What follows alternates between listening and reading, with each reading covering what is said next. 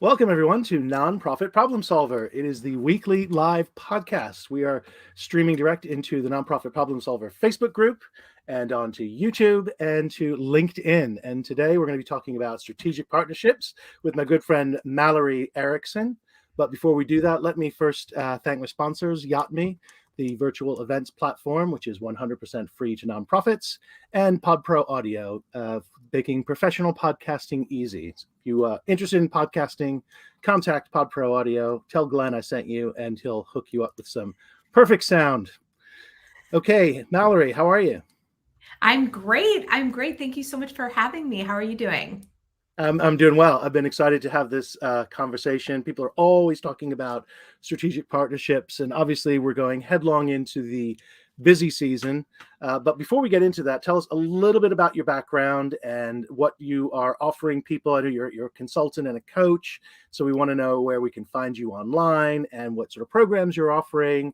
And you can do a big plug on your freshly brand new podcast. Awesome. Well, hi, my name is Mallory Erickson. I am an executive coach and fundraising consultant. I grew up in the nonprofit sector. I've been here for the last 15 years. And like so many in the nonprofit sector, became an accidental fundraiser when I was promoted into first a managing director role and then an executive director role. But unlike maybe a lot of fundraising coaches or consultants, I really hated fundraising for the majority of my career. I felt super inauthentic and scattered and frustrated.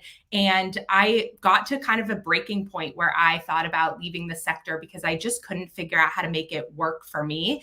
But I had this really lucky sort of combination of life experiences around that time where I was certified as an executive coach, went through habit training and behavior change training with BJ Fogg, started getting trained in design thinking with folks over at IDEO.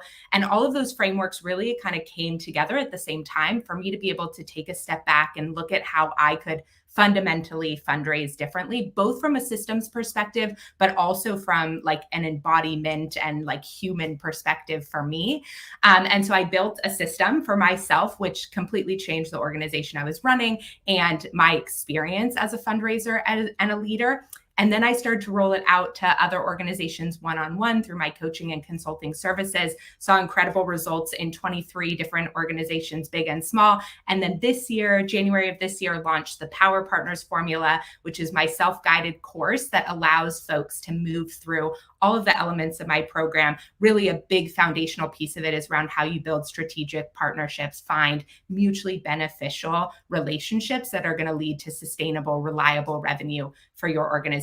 So you can find out more about me at MalloryErickson.com. And if you want to watch my webinar about Power Partners, where I go over the entire blueprint, that's at MalloryErickson.com/free. And yes, this July, we launched a podcast, which is so exciting. It's called What the Fundraising. And the premise of it is really bringing in frameworks and expertise, typically outside of the nonprofit sector or like loosely connected to the nonprofit sector, and apply that learning to the work we're doing inside the sector, since that was such a fundamental principle that really shifted my experience. It's something I feel really passionate about, sort of taking our head out of the sand. We can get so into sort of the like recurring best practices. And I think oftentimes we miss a lot of expertise that aren't sort of like in our, kind of tunnel vision of how we're working. And so the podcast is really an opportunity to bring in things that we aren't thinking about and really need to be inside the sector.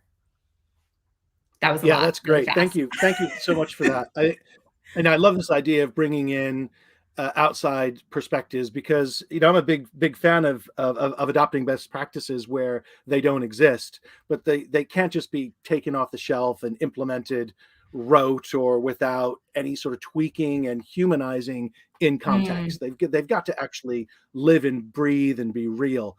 And it's not just a paint by numbers sort of thing. And a lot of the advice that you get, and let's face it, fundraising is full of advice. There's lots and lots for people to maintain and keep up to date with. And I think your podcast is a particularly fresh look at that. And love, of course, the design thinking and Professor Fogg and IDEO, all that stuff. Yes, we're always at danger of geeking out on those things, aren't we? I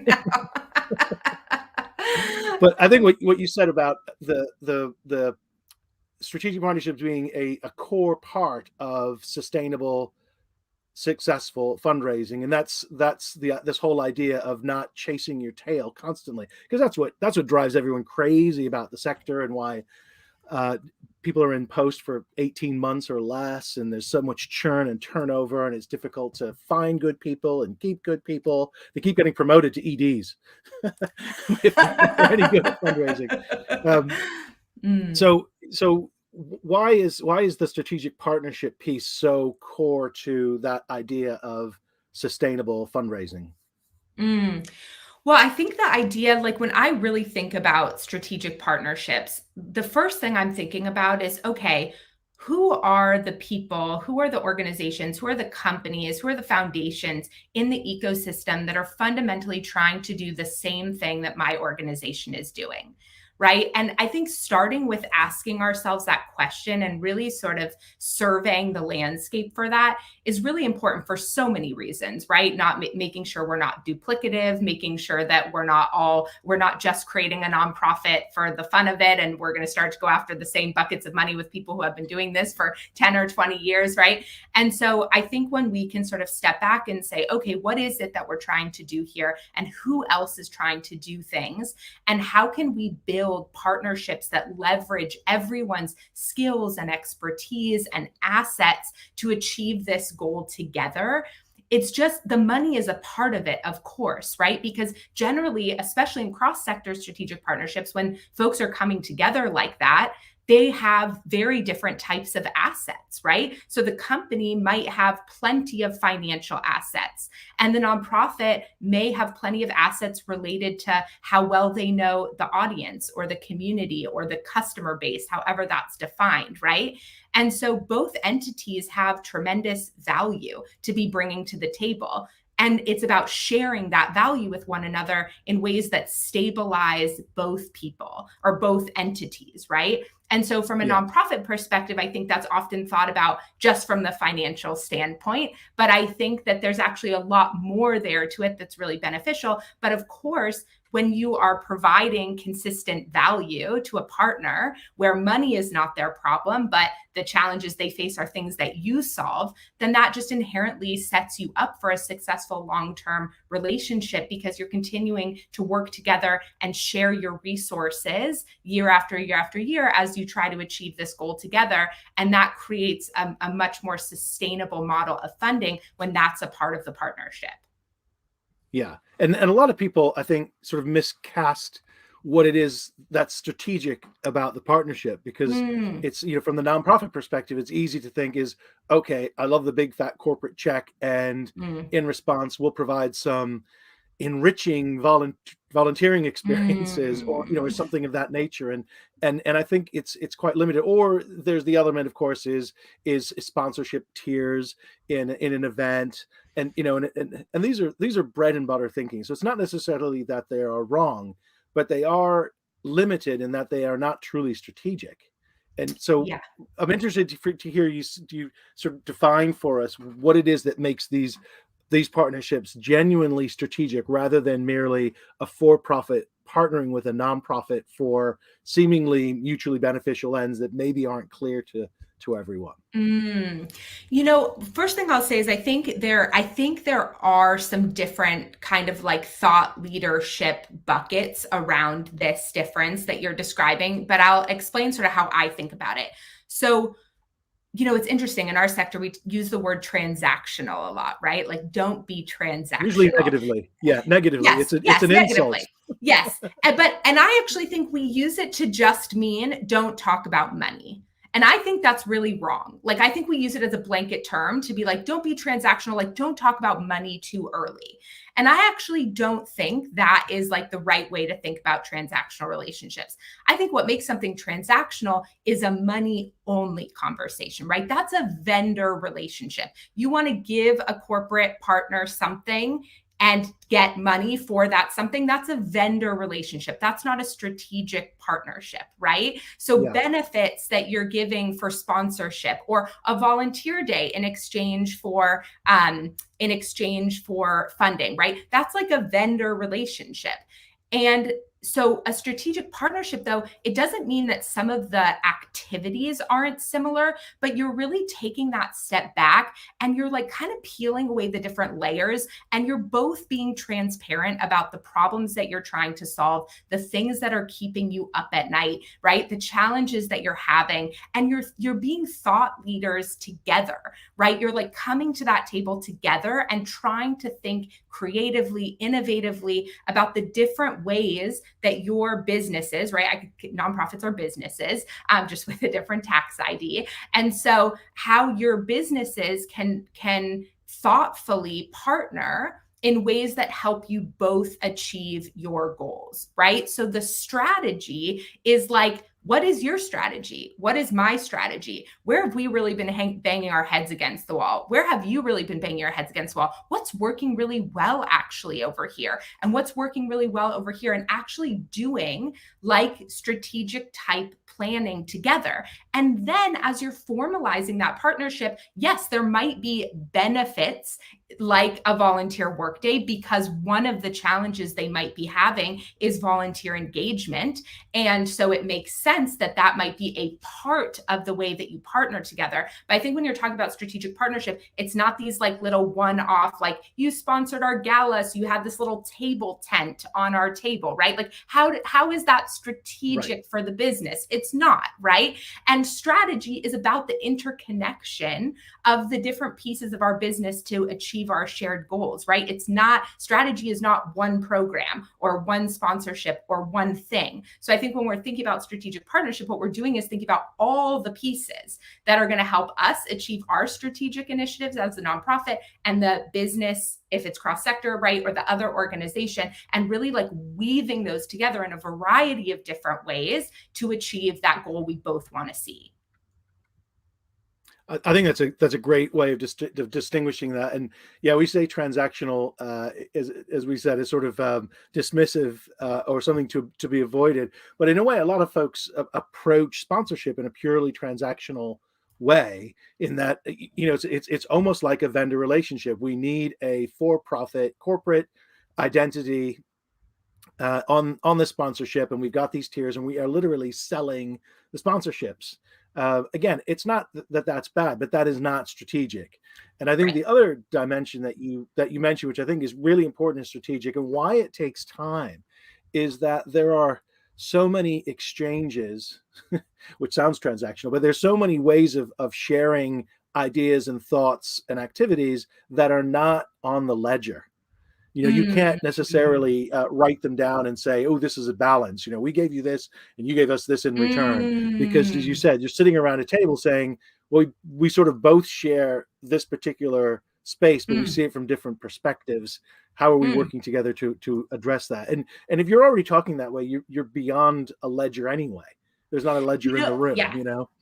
I love what you're saying right now. And I think it's, inside Power Partners, when I'm helping folks prepare to go into these meetings, I tell them, like, I want you to have a rough kind of sponsorship tier framework, in a Google sheet, but I don't want you making some pretty PDF with all these charts, because the idea is actually that this is just a jumping off point, right? And the idea behind sponsorship tiers, first of all, which are not event related, they're annual sponsorship tiers. And the reason I still encourage people to use that framework is because businesses know how to relate to it. They're used to Yeah, seeing they things like understand that. it. And so, right, they understand it. So I think always meeting folks where they're at and what they're used to is a really important part of building relationships.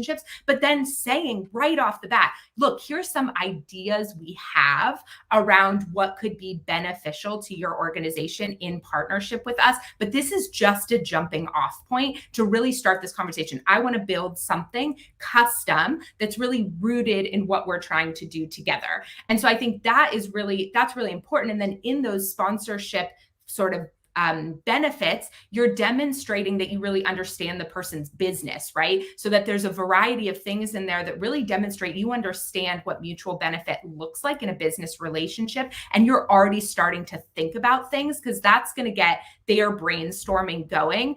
I just want to say one other thing about transactional, and then I will stop, which is We'll just put our that dictionary away. it's just that I think, look, there is nothing wrong with asking for money, right? Like I talk about that all the time, right? Right. The purpose is what's really important is that you're being transparent about the conversation that you're having, right? So what doesn't feel good is when you say you're trying to have a strategic partnership meeting, and then you're saying, but here's the only way for us to work, for you to work with us, and it's sponsorship at this event, and this is what you get. Okay, so that doesn't feel good, right? Right. And so Right. I think the thing that makes money is not a bad word, right? And plenty of transactions in life feel good. Buying a house is a transaction, a wonderful transaction. So, like, what are the beliefs and the perceptions that we have about giving, investment in the nonprofit sector that make transactional such a dirty word? I think it's because we've prescribed it to this really sort of like inauthentic and misaligned way of being and showing up to these conversations. Money should be a part of the conversation with strategic partners from the get-go, but it's not the only value at the table. It's not the only asset at play, and it cannot be the only thing that it feels like is sort of at stake or necessary in the outcomes of that partnership. Right. I mean, it's almost dishonest not to pretend it's not why you're Yeah. at the table there, because they know Yeah. that. I mean, there's a broad sense of understanding about why we're having this conversation, how it got this far in the first place. So let's not fool Yes. anybody. However, again, I think and this will be the last thing I say about transactional, I promise, is that I think what people, the reason we sort of dismiss it and or think of it derogatively, is that it is, as you think, I think captured really well, describing it as a vendor relationship for which the relationship side, the human relationship side, is not required. You can have a vendor relationship with anybody. I mean, you can have a deeper relationship, but it's not required for the transaction to happen. Whereas if we really want a strategic partnership, you can't just say to somebody, "Oh, you're my favorite cell on my spreadsheet." That doesn't work. Right. Yeah. Right. Right. Yeah, There totally. has to be something human and broader about it. I said it's sort of off ledger, where there's a coming of the mind, and I think that can be quite intimidating for people in the sector who've either never been inside a corporate boardroom or Mm, left for reasons that they mm, felt it wasn't true to who they what they wanted to spend their career doing. So here they are going into either a space for which there's fear or negativity mm, or some sort of intimidating emotional response, and yet they don't know how to conduct mm, themselves or what to expect. I mean, it's sort of stacking all the fears right on top of each other, isn't it, around mm. fundraising? Yes. Yeah. I mean, I think you're so right. And I think what holds a lot of organizations back from corporate partnerships in general, big strategic partnerships or small, like strategic initiatives even, right, is that fear, right, that the nonprofit doesn't know exactly what to say or exactly how to be in that relationship, that there's going to be so much that comes up in that conversation that they can't answer, so they don't want to go into that meeting because what if they're asked a question that they don't know the answer to. And my biggest recommendation there is, first of all, you're never going to know until you start having those conversations, right? Like you have to, the way to get Right. comfortable with building those relationships is starting to have those conversations. And then the secret sauce to those meetings is actually to listen, to ask questions and get curious and listen. Listen to the pain points of the company. Listen to the challenges they're trying to overcome. Seriously, my favorite question to ask someone is, what is keeping you up at night around solving X? When I hear Yeah. their like mission or vision, and the amount of times I watch people, their shoulders relax, lean in, say, no one's ever asked me that before. Like it changes everything. It's not about Except people who how. come through Mallory's program, they keep Yeah, I asking that know. over and over At a again. certain point, like in 10 years, it's not going to have the novel Stop effect it has asking me. today. Okay, I sleep well. Leave me alone. but no, I mean, yes, I really teach folks to have these conversations because I'll tell you, like, one of the biggest learnings I've had in having these conversations before I was ready, by the way, I had no corporate experience. I spent my entire career in the nonprofit sector, but I was really genuinely curious about what was possible. Like I saw that these companies that I had historically believed, the nonprofit sector was sort of there to like fix all the things that the for-profit sector was like ruining about the world. And once I really actually started to understand better, I was like, wait a second, actually, like many of these for-profit businesses are so mission driven. There is so much alignment in the world they want to see and the world we're trying to create. What is possible here? And I need to learn more about how they think and what their lens is and how they're approaching problems. And so I think for folks who are like, I don't know exactly the right thing to say, that's not a thing. There's no perfect right thing to say, right? The whole idea behind strategic partnership is there alignment or not? And if no, it's no rejection of you or your organization. It's just that alignment wasn't there, and that's okay. The only thing you need to be like an expert in, and I don't even like to use that word, is like your organization. And you are, right? That's it. Right. You just need to know your organization and be super curious and in a space where you can be exploring something together in an organic way.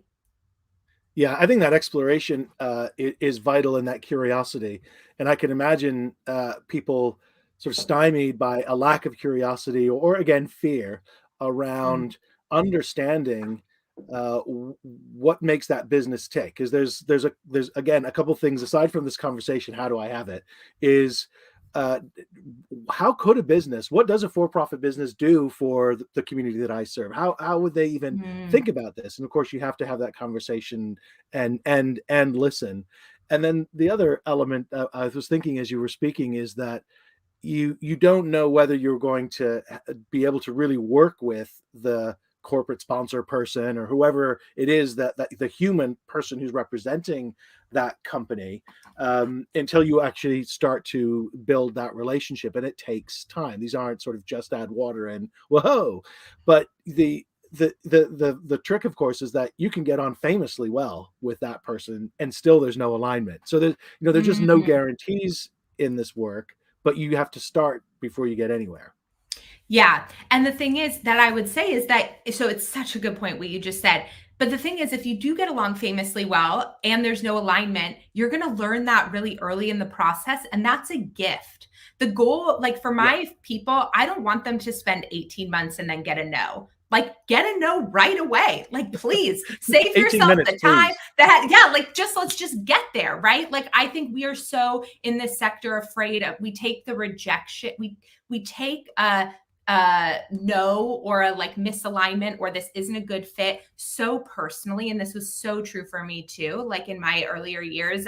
Um Yeah. and so that we want to avoid that at all costs, and so we sort of sidestep a lot of conversation, or we don't bring up money yet, or we do all these things just because we don't want to face that rejection. And I think if you look at this through the lens of, this is not about rejection, this is not about you being good enough or bad, this is about alignment. And if you're trying to find your strategic partners, it's going to be 2% of the people you think might be your strategic partners Right. that are the right strategic Right. partners for you. But that funding and that relationship in really building a strategic model, you don't need 90% of people to say yes. You only need 2% of people to say yes. And you need those to be the right people also, right? There's no reason to shapeshift your organization or to show up to those meetings as anything other than yourself, because then you're going to have to Who be you are. that person the whole time. Right.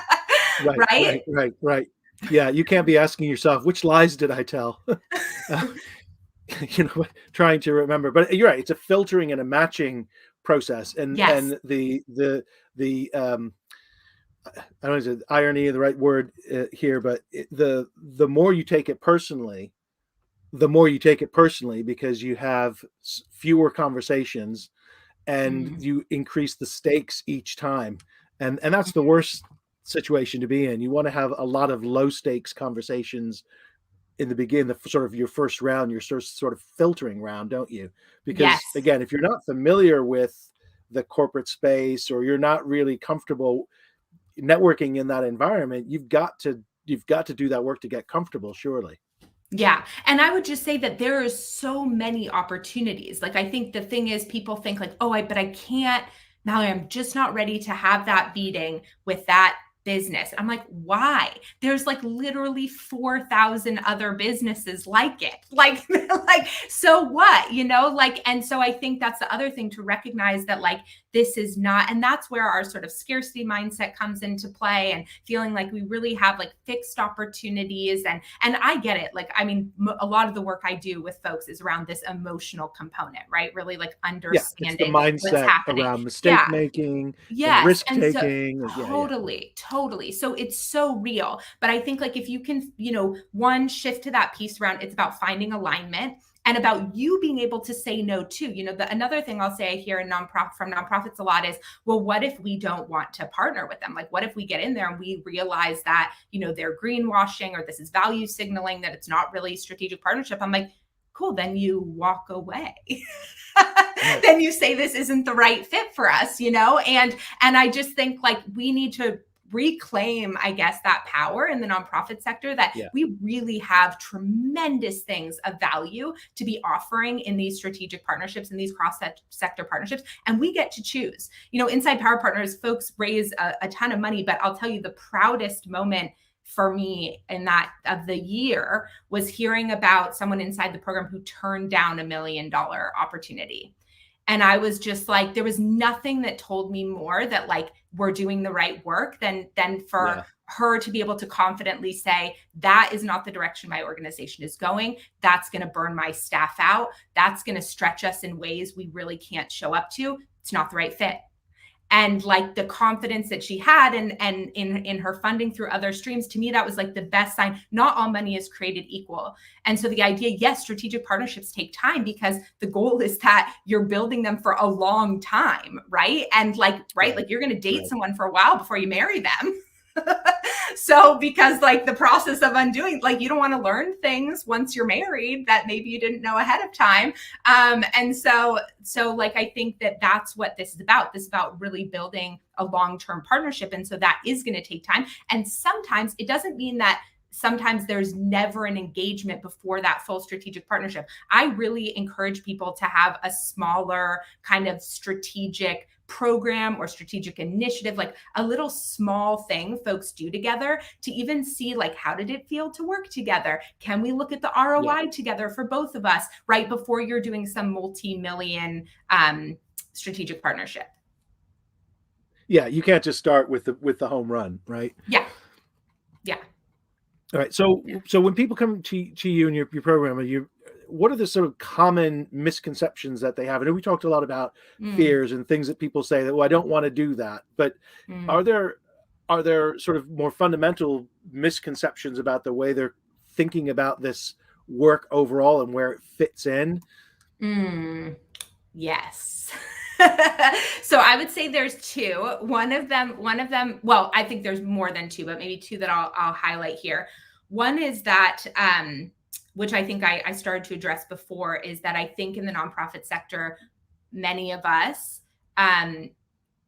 believe that really like community, like change work is limited to the nonprofit sector. And I think we have some blinders on around the role of business for good. And the fact that really in the last 10 years in particular, we've seen a huge shift in the market around social impact from a business perspective, and the way that businesses are thinking about delivering value and the way that businesses are working. And so I think the first thing that I kind of like dispel for folks when they start to come to me is like, look, you have to really change the way you think about the purpose of business too. Because if you don't, then you are only going to go to those meetings thinking about money.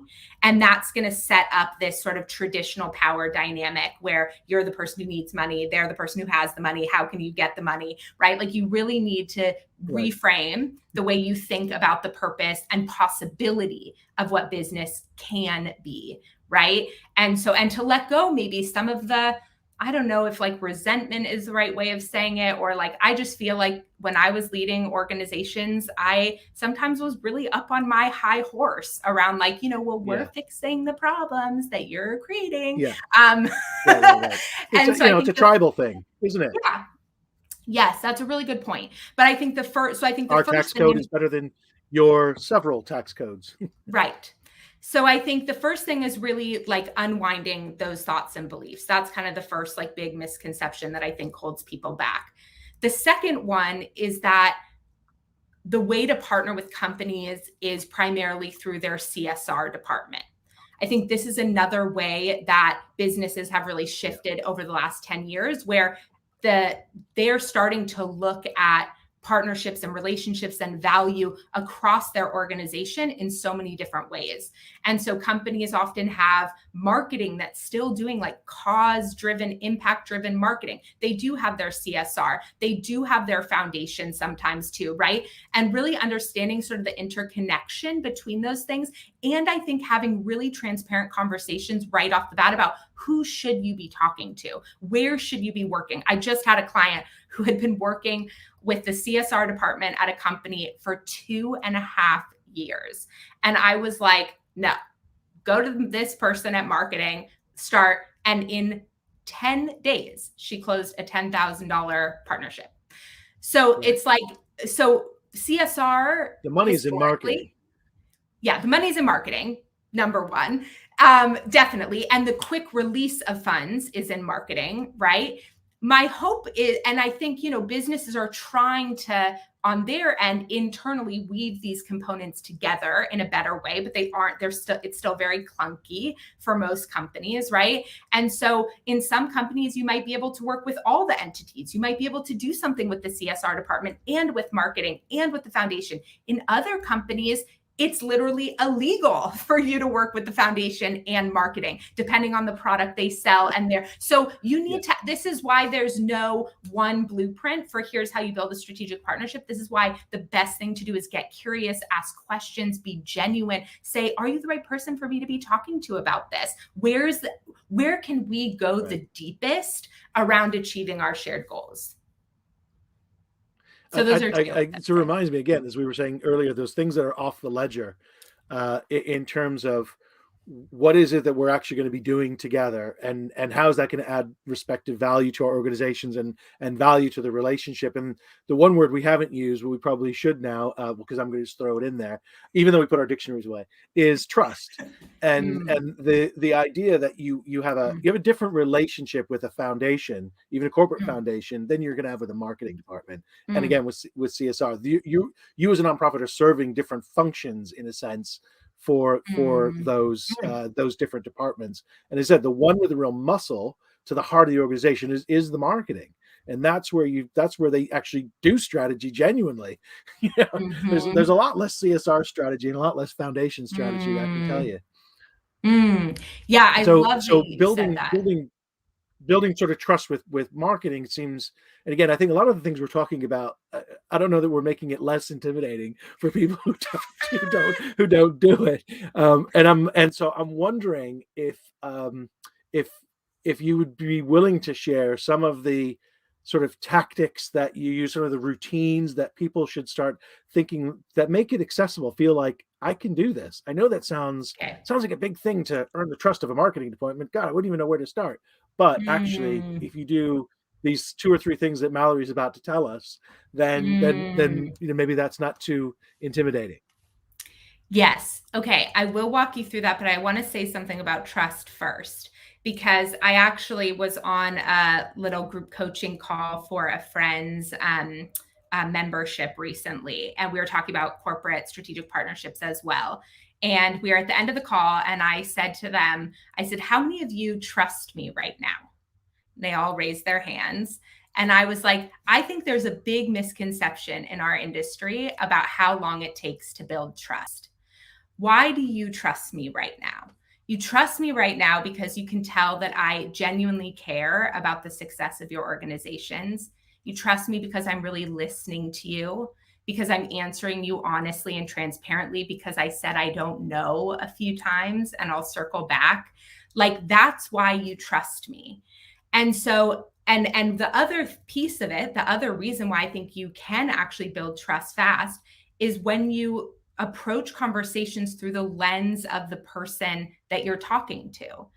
And so when we think so much of what I do around helping people identify and meet with and close these strategic partnerships is helping them see their organization, see the problem, see the challenge through the lens of the other party, right? And to be able to ask Yeah. questions to learn about that lens, right? And that actually that is one of the things that builds trust the fastest, is people feeling seen and heard and listened to, and so many corporate partners, I think in particular, are very used to the old way of partnerships where they are getting 10 emails a day from nonprofits who just want their money and no one's asking them how they can help them. And just imagine what that feels like for them. I think we believe, or I believed for a long time, that, oh, I was so empathetic, as a nonprofit leader. Of course, like nonprofit leaders, we have the most empathy. But I actually don't think we're that empathetic to business leaders or marketing leaders. We don't take the time to say, what is their pain? And what are they trying to do? And what does that look like for them? And I think when we do, and we approach conversations with that genuine curiosity around their experience, because they're just humans too, it Right. naturally builds a deeper sense of trust a lot faster. So, all right, you're overwhelmed. You're like, where do I even begin, Mallory? Here's what I would say. Think about one business that you believe overlaps with your organization, either in terms of the direct issue you're trying to solve, the community that you work with, or the audience of your donors, right? Those are sort of three options to think about. So I just want you to think of one business that overlaps with you from a sort of mission and vision perspective, or a community perspective, or an audience perspective.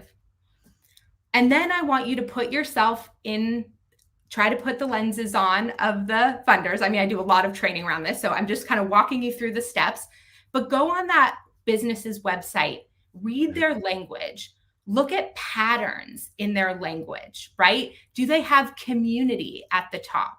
What are they doing in the community? Read about what they're saying under their hiring. Try to get a sense for really like who they are. Like, who are they as a person? What do they stand for? What do they believe in?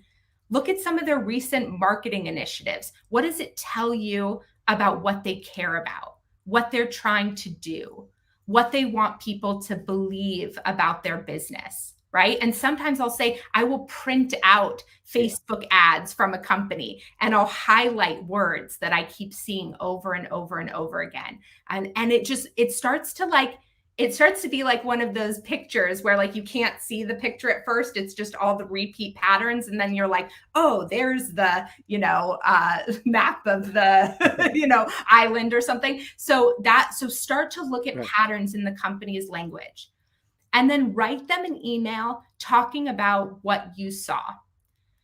Dear blank, I recently saw your advertisement for X where you really highlighted X, Y, and Z. It's really clear to me that you are trying to do Y. Over here at Blank Organization, we are fiercely committed to that too. And I'm really impressed with the way that you are blank, blank, blank. Would you be interested in jumping on a short 15 to 30-minute call to talk about ways we might be able to work together to achieve our shared goal of blank? It's really that simple. I think the emails that we Yeah. send are all about us. They're all about our mission and our impact and Right. Right. all the things, right? Yeah. That email, because here's the deal, the person who's receiving that email, they're being held to a bunch of metrics from their boss. They have to report on how they're achieving their goals to their boss. If your email recognizes what they're trying to do and says that you think there's a way for you to achieve that goal together, well, they definitely want to talk to you sooner, right? That's not some like Right. favor Right. call. That's really like, okay, we can work together. There might be a way for us to work together to achieve this shared goal. Right. And it seems at basis, one of the um, presumptions perhaps that our sector needs to release about the private sector and these potential corporate partnerships is they're not looking to just dump some money for a tax Mm, advantage and or mm, to for reputational benefits.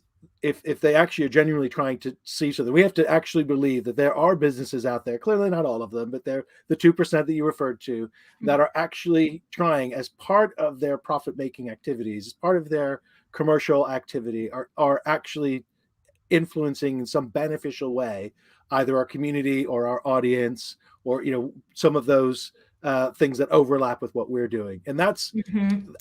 I would say, if I just having just heard myself say it, that's not a standard view in our sector, really, is it? No, no, it's not. And I actually think it's going to be much more than 2%. I mean, in the way we're seeing like ESG funding take off. And, I think that, and especially, I think I've been really interested in seeing sort of like the rise of small businesses and mid-sized businesses really taking on social impact as a core component of what they do.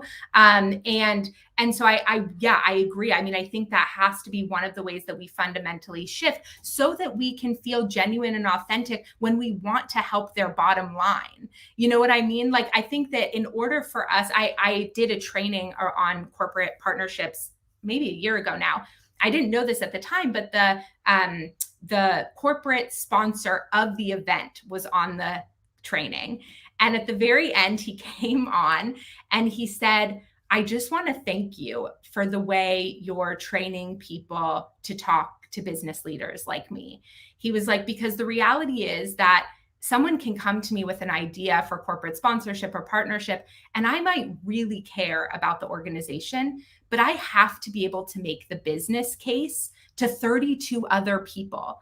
And so if you can't come to me with and demonstrate that you're there to also help me make the business case to everyone Right. else, I can't take this up the ladder. And so I think the reality is we as nonprofit leaders, we need to be committed to and recognize that the entire ecosystem around the work that we're doing, maybe not the entire ecosystem because certain things are just harmful, but we need to identify the businesses that are not causing harm, that are trying to provide value differently, that are trying to show up for communities and constituents and customers in a fundamentally different way. And building partnerships with them is going to be good for everyone. And helping their business thrive when the strategic partnership is aligned in the right way should be very good for the goals of the nonprofit too. Yeah. Yeah, no, I think that's got to be correct. What's interesting is how that dimension varies by geography and by industrial sector. Mm, So I do wonder whether there are parts of the country or areas where certain metropolitan areas, for example, might be a bit more forward thinking along those lines than others.